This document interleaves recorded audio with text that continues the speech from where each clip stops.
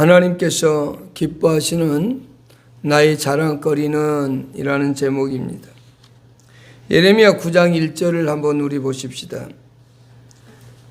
예레미야 9장 1절. 어찌하면 내 머리는 물이 되고 내 눈은 눈물 근원이 됐고 죽임을 당한 딸 내 백성을 위하여 주야로 울리로다 라고 되어 있고요. 8절 보십시다. 그들의 혀는 죽이는 화살이다 이렇게 되어 있습니다.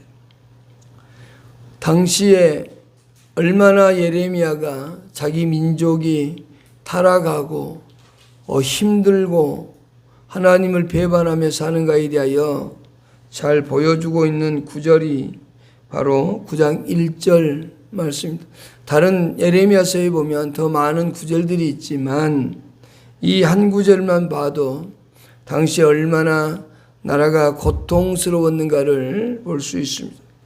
오직하면 죽임을 당한 딸 내 백성을 위하여 주야로 울리로다 라고 고백을 했겠습니까? 나라가 잘못되어졌을 때 그것에 대해서 반성하고 회개하는 그것은 곧 지도자의 몫입니다. 오늘날 우리도 마찬가지지만 나라가 잘못되어지고 힘들어지고 성도들이 어렵게 사는 것은 곧 목사의 책임입니다. 목사인 우리가 하나님 앞에서 주야로 울어야 되는데 그렇지 못함에 대하여 또 회개하고 계속적으로 나라를 위해 기도하고 성도를 위해 기도해야 되는 것이 목사의 책무임을 압니다. 그런데 오늘 예레미야는 이 9장을 통해서 뭐라고 말씀하냐면 그렇게 타락한 그들에게 하나님을 아는 것 그것을 기뻐하고 하나님께서 사랑과 정의와 공의를 행하는 것을 기뻐한다 라고 말하면서 그것을 자랑하라고 말합니다. 그러나 그 이전에 23절에서 하나님은 자랑하지 말 것을 먼저 말씀해 주고 있습니다. 여호와께서 이와 같이 말씀하시되 지혜로운 자는 지혜를 자랑하지 말라. 용사는 그의 욕망을 자랑하지 말라. 부자는 그의 부함을 자랑하지 말라라고 되어 있습니다. 여기에 자랑한다라고 하는 말은 뽐낸다, 의시된다, 자기가 높아진다 또는 자신을 세운다라고 하는 의미를 가진 단어입니다. 바로 자기가 높아지는 겁니다. 자기를 의시되는 것, 자기를 남보다 더 높이는 것, 그것이 곧 자신을 세우고 자신을 높이는 자랑거리입니다. 그래서 천사장 루시퍼가 있었습니다. 그 루시퍼는 자신을 뽐내고 자랑하며 또한 교만함으로 하나님을 대적하는 자리에 올라가게 됩니다. 그래서 결국 하나님의 저주를 받아서 이제 타락하게 되고 사단으로 변질되어진 것을 볼 수 있었습니다. 우리 인간적 차원에서 그렇게 우리 자신들을 자랑한다라고 한다면 이것 또한 모두 사탄적이고 하나님을 대적하는 행위이다라고 말할 수 있습니다. 왜냐하면 자랑이라는 그 낱말 자체가 바로 벌써 하나님보다 자신을 높인다는 의미이기 때문에 그렇습니다. 우리는 자랑하고 싶은 것이 많이 있을 겁니다. 그러나 그 자랑보다는 우리는 하나님 앞에 오히려 하나님 아는 것을 자랑하라고 하신 24절 이하의 말씀을 깊이 마음에 새겨야 할 겁니다. 첫 번째 우리가 생각해 볼 것이 뭐냐? 자랑하지 말라고 하는 내용을 살펴보도록 하겠습니다. 하나님께서 우리에게 자랑하지 말라. 그 말은 의시되고 뽐내지 마라.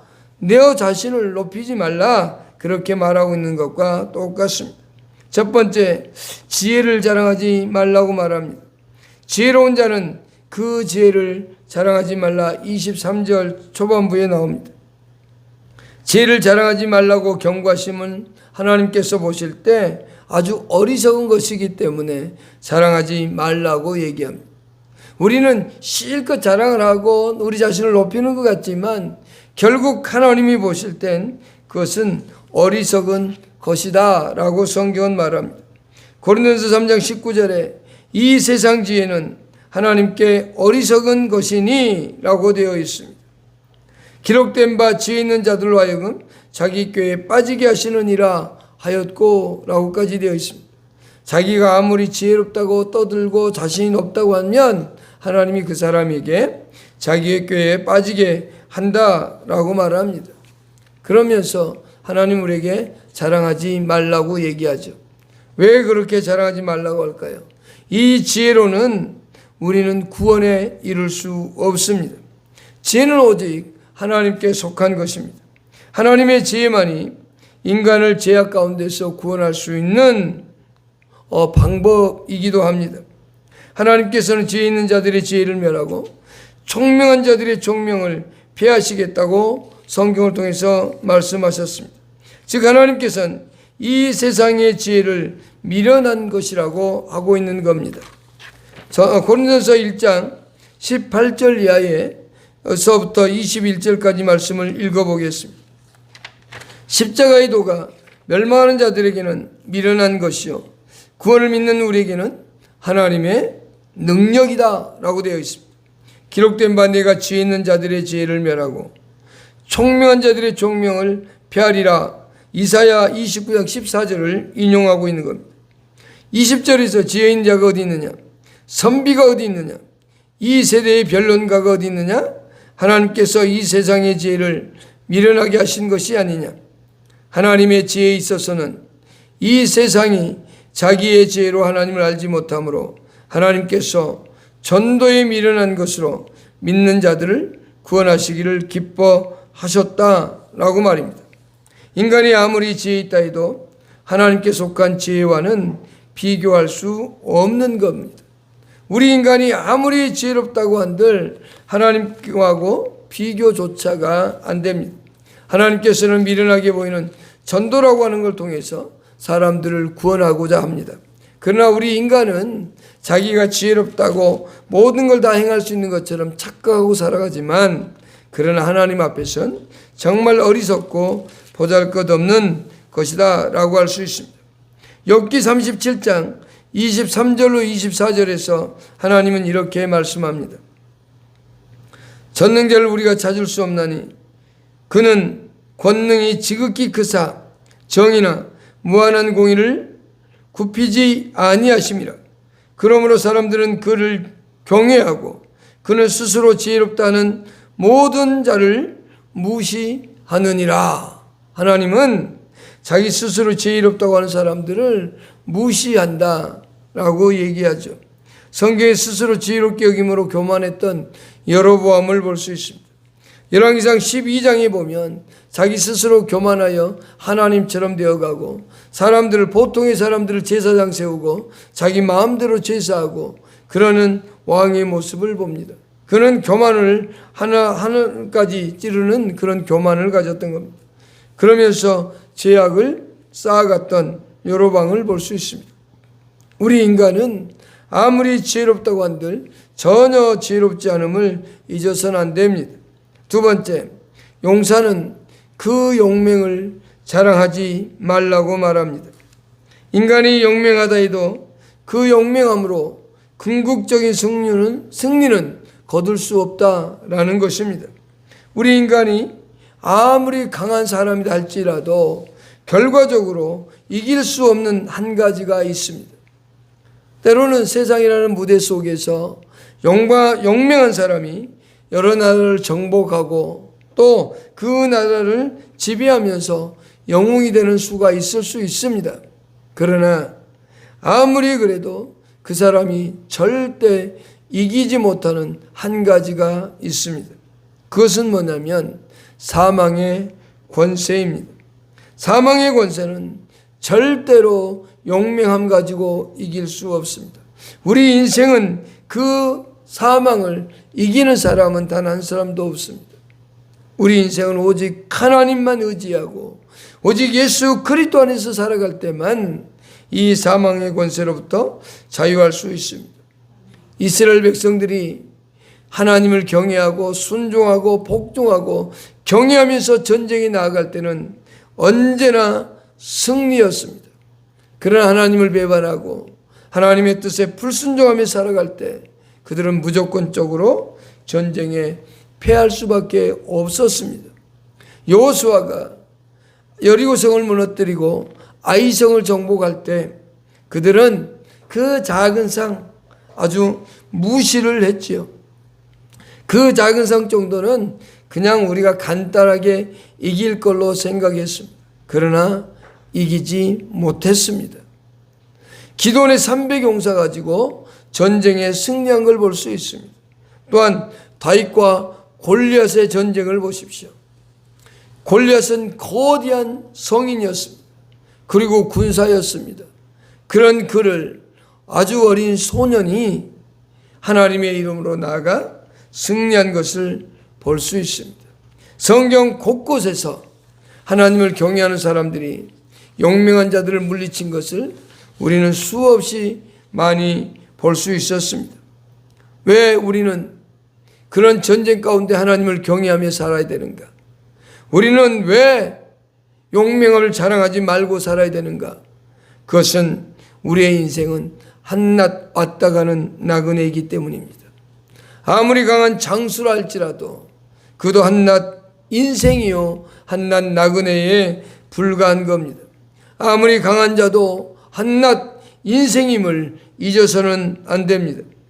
시편 39편 12절에서 나는 주와 함께 있는 나그네이며 나의 모든 조상들처럼 떠나다닌다 라고 얘기합니다. 그래서 나의 조상들처럼 결국 죽을 수밖에 없다라고 얘기하는 겁니다. 베드로 사도는 이렇게 말합니다. 예물어 보시지 않고 각 사람 행위대로 심판하시는 이를 너희가 아버지라 부른즉 너희가 나그네로 있을 때 두려움으로 지내라 라고 말합니다. 또한 베드로전서 2장 11절에서 사랑하는 자들아 거름인과 나그네 같은 너희를 권하노니 영혼을 거슬려 싸우는 육체의 정욕을 제어하라고 말합니다. 우리의 인생은 시들어지는 한낱 꽃과 같은 인생이요 쓰러지는 풀과도 같은 존재라고 얘기합니다.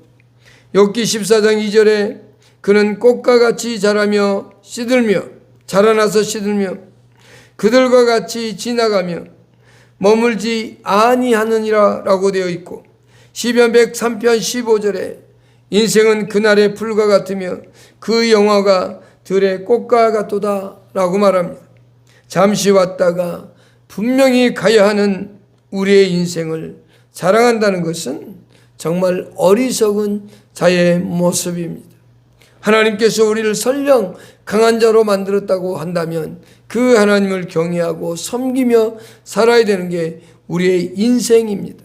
그런데 내가 조금 용감하다고 용맹하다고 자랑할 수 없다라고 하는 것. 세 번째, 부함을 자랑하지 말라고 말합니다. 우리는 물질을 자랑하는 것을 좋아합니다. 많은 물질을 가진 사람들은 그것을 가지고 자랑합니다. 우리가 살아가는 데 있어서 물질은 절대로 나쁜 게 아닙니다. 매우 유용하고 우리의 삶에 있어서 절대적인 부분을 차지하고 있는 겁니다. 성경에서 물질이 나쁘다고 말하지 않습니다. 성경은 언제나 물질이 좋고 유용하고 우리에게 쓰기에 아주 좋은 거라고 말합니다. 문제는 뭐냐면 그 물질을 의지하고 그 물질을 사랑한다라는 겁니다. 물질을 의지하는 것, 그것을 하나님은 싫어합니다. 물질이 늘어도 거기에 마음을 두지 않는 것, 하나님께서 그것을 원하고 있는 겁니다. 물질이 늘어나는 것에 대해서 자랑하지 말라고 성경은 누누이 말합니다. 근데 사람들은 조금만 성공하면 더 많이 자랑하고 싶어지는 것이 인간입니다. 예레미야 49장 4절에서 이렇게 말합니다. 패역한 딸아 어찌하여 골짜기 곧 내 흐르는 골짜기를 자랑하느냐. 내가 어찌하여 재물을 의뢰하여 말하기를 누가 내게 대적하여 오리오 하느냐라고 말합니다. 시편 62편 10절에서 포악을 의지하지 말며 탈취한 것으로 허망해지지 말며 재물이 늘어도 거기에 마음을 두지 말지어다 라고 말하고 있습니다.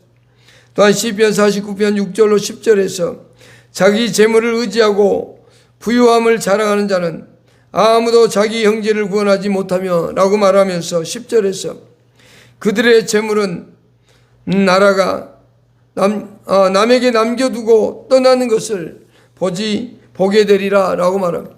우리가 죽게 되면 그 재물은 남에게 남겨지는 재물이다 라고 말합니다.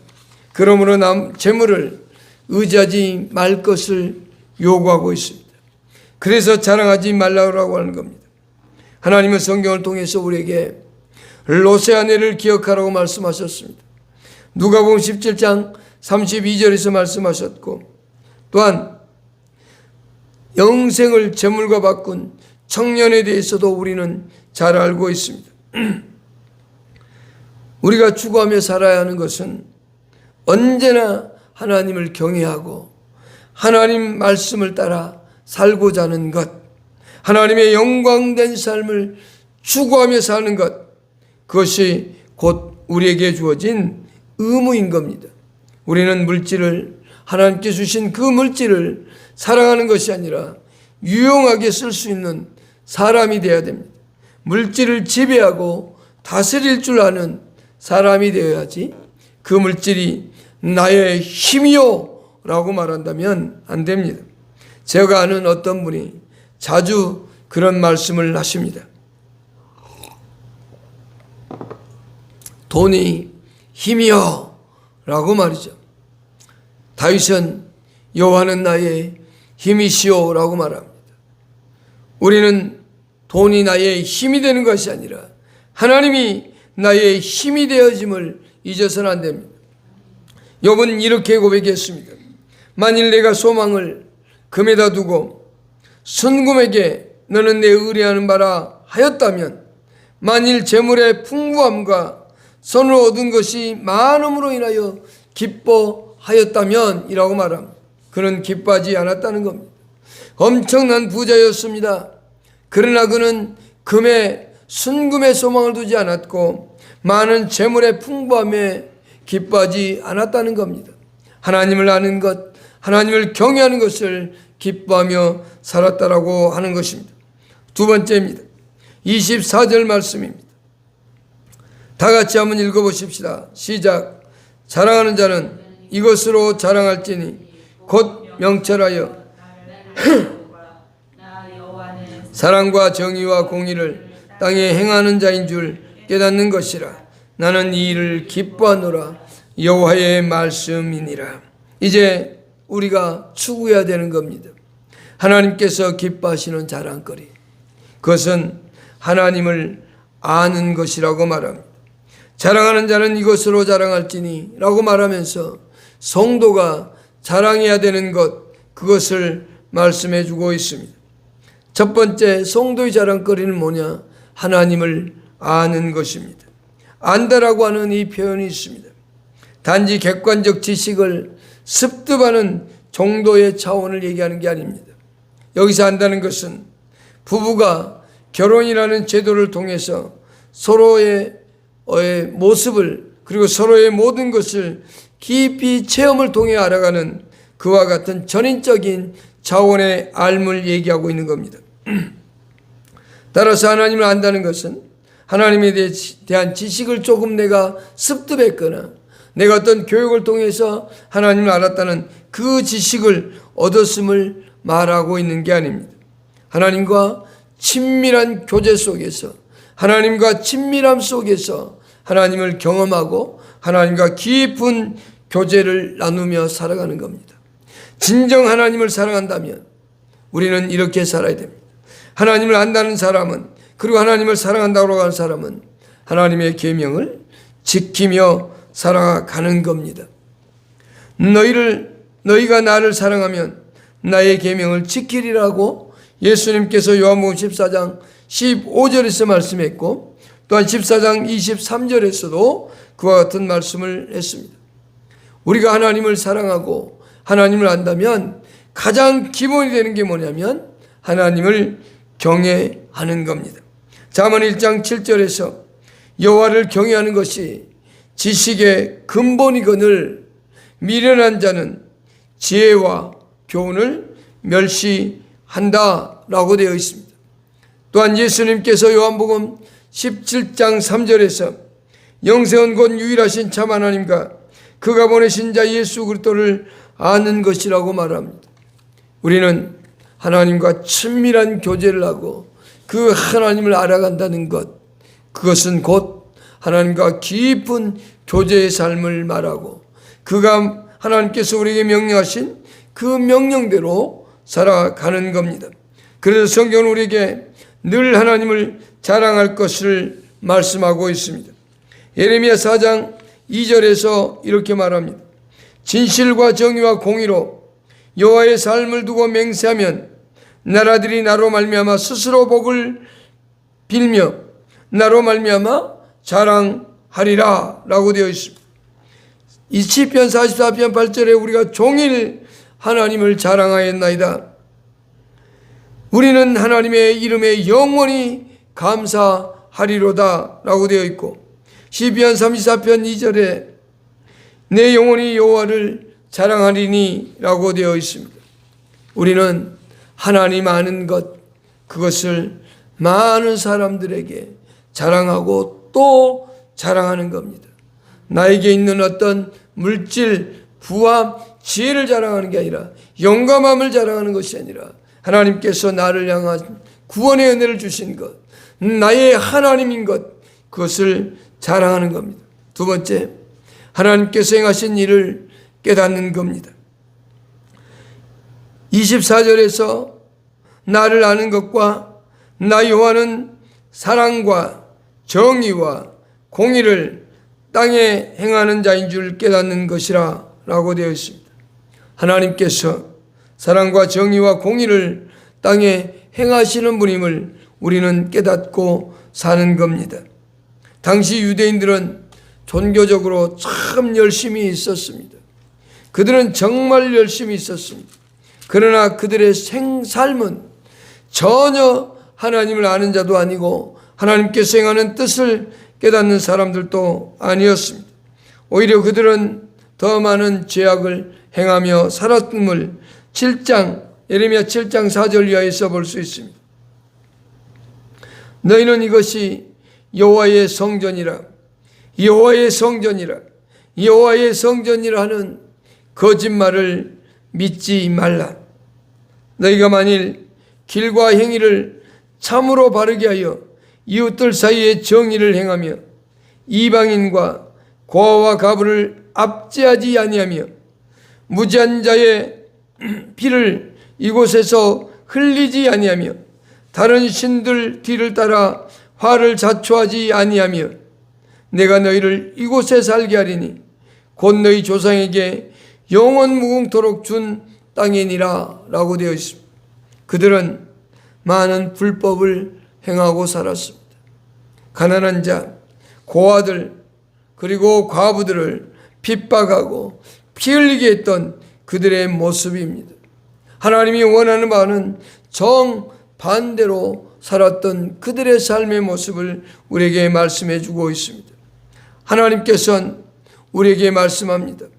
내가 사랑을 베풀고 정의를 베풀고 공의를 베푸는 하나님임을 알고 그것을 자랑하라고 얘기합니다. 여기서 말하는 사랑은 이런 말입니다.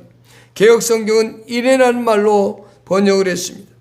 이 말은 진실한 사랑, 끊임없는 사랑, 충실함, 다함이 없는 헌신, 자비 등으로 번역되는 말씀입니다. 하나님께서 일하심은 그 백성들이 행했던 죄악과는 대조적인 모습의 말씀입니다. 하나님께서는 그들에 대한 언약에 대한 신실함을 지키고 사셨던 분입니다. 그들에게 약속했던 모든 것을 하나님은 지키셨던 분이셨습니다. 여자의 후손에게서 구원자를 주시겠다는 그 약속의 말씀을 이루었고 그들에게 가나안 땅을 주시겠다 약속하셨고 그 가나안 땅을 주셨습니다. 하나님은 언제나 그 백성들과 함께 살면서 언약을 신실히 지키시는 하나님이셨습니다. 오늘 우리들도 마찬가지입니다. 하나님은 우리에게 성경을 통해서 약속하셨던 그 말씀들이 우리에게 있는데 그 말씀들을 우리는 지키며 살아야 됨을 잊어서는 안 된다라는 겁니다. 두 번째, 하나님은 정의를 행하시는 하나님입니다. 의를 행하는 자를 격려하고 악을 행하는 자는 징계하는 공의, 그것은 곧 정의라고 성경은 말합니다. 심판자로서의 하나님은 악을 행하는 사람들에 대한 활동을 제한하고 그들을 처벌하시는 하나님의 모습을 우리는 수없이 봅니다. 또한 반대로 하나님 말씀대로 살며 의인들을 구원해 주시는 하나님의 모습, 그리고 그 의인들을 변호해 주시는 하나님의 모습을 우리는 볼 수 있습니다. 하나님은 언제나 이스라엘 백성들 가운데서 그들을 판단해 주었던 겁니다. 하나님께서는 모든 사람들의 진리가 완전히 보장받기를 원하셨습니다. 이스라엘 백성들이 그렇게 살아가기를 원하셨던 겁니다. 하나님께서는 이 땅에 정의를 행하시는 분이다. 내가 비록 억울한 일을 당했을지라도 하나님은 그 일을 공평하게 다루시는 하나님임을 잊어서는 안 됩니다. 세 번째, 하나님은 공의를 행하신다고 말합니다. 이것은 흔히 의로 번역되는 겁니다. 하나님의 궁극적인 목적은 예수 그리스도를 통해 가진 의가 우리에게 전가되기를 원하시는 겁니다. 그래서 예수 믿는 우리에게 예수 그리스도가 가진 의를 우리에게 전가해 주셨습니다. 그러면서 예수님은 우리에게 말씀하시기를 마태복음 6장 33절에서 그런즉 너희는 먼저 그의 나라와 그의 의를 구하라. 그러면 이 모든 것을 너희에게 더하시겠다고 말씀하셨습니다. 우리는 이 땅을 살아가면서 의로운 자로 거룩한 자로 살아가기를 원합니다. 우리는 예수로 말미암아 우리가 죄인 되었던 우리가 의인이 되었습니다. 또한 이 땅을 살아가면서 하나님의 뜻대로 살라고 성경은 우리에게 수없이 말씀합니다. 하나님은 우리가 하나님을 아는 것과 하나님께서 사랑과 정의와 공의를 행하시는 분임을 깨닫고 살아가는 것을 하나님은 기뻐하신다고 말씀합니다. 나는 이 일을 기뻐하노라. 24절의 말씀입니다. 하나님의 백성인 우리가 하나님을 자랑하며 하나님께 영광을 돌리는 것을 하나님은 기뻐하시는 겁니다. 그러므로 우리는 하나님으로 인해 자랑하고 살아가는 성도로서의 삶, 그것이 우리의 삶이 추구해야 되는 삶의 모습임을 잊어서는 안 됩니다. 우리 가운데 계신 성령의 인도하심 속에서 늘 하나님을 자랑하고 하나님께서 사랑과 정의와 공의를 행하시는 하나님임을 깨닫고 그분 앞에 감사하며 영광을 돌리는 삶이 되기를 축복합니다. 기도하십시다.